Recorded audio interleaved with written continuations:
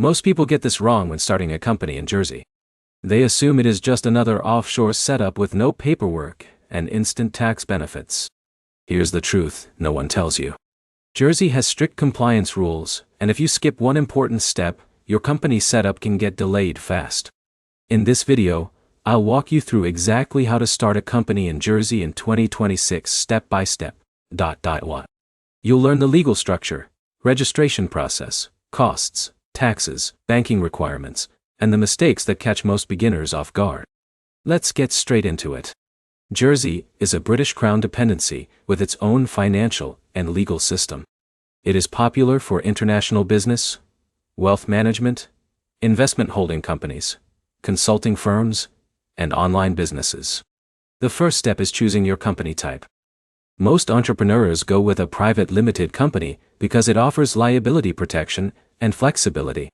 For example, if Jake runs a digital marketing agency serving clients globally, a Jersey company can separate his personal and business assets. Now here's where it gets interesting. You cannot simply register a Jersey company entirely on your own as a non-resident. In most cases, you'll need a regulated local service provider or corporate administrator. This is where many people fail because they underestimate compliance requirements. Next, you need to choose a company name. The name must be unique and approved by the Jersey Registry. Certain words like bank, trust, or insurance may require additional licenses or permissions. After that, prepare your documents. Usually you'll need a passport, proof of address, business plan and details about shareholders and directors. Some providers may also ask for source of wealth or source of funds information. This part is critical because Jersey has strong anti-money laundering checks. But here's the problem. Many new founders think incorporation is the hardest part. It's actually banking. In a minute, I'll show you why bank approval can make or break your setup. Once your documents are verified, the company gets incorporated. Depending on the provider and complexity, this can take a few days to a couple of weeks. Costs vary widely, especially if you need nominee services or additional compliance support. Now let's talk taxes. Jersey is known for its attractive tax environment. Many companies may qualify for a 0% corporate tax rate on certain activities. But here's the catch.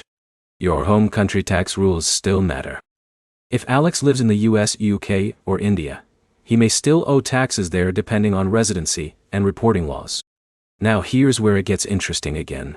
Banks in 2026 are much stricter than before. They want to see real business activity, clear revenue plans, and transparent ownership structures. If your business model looks unclear, opening an account can become difficult. Finally, stay compliant after setup.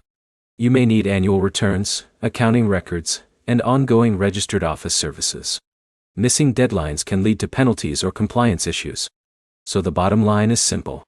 Starting a company in Jersey in 2026 can be a smart move if you understand the rules, prepare documents correctly, and work with a reliable local provider.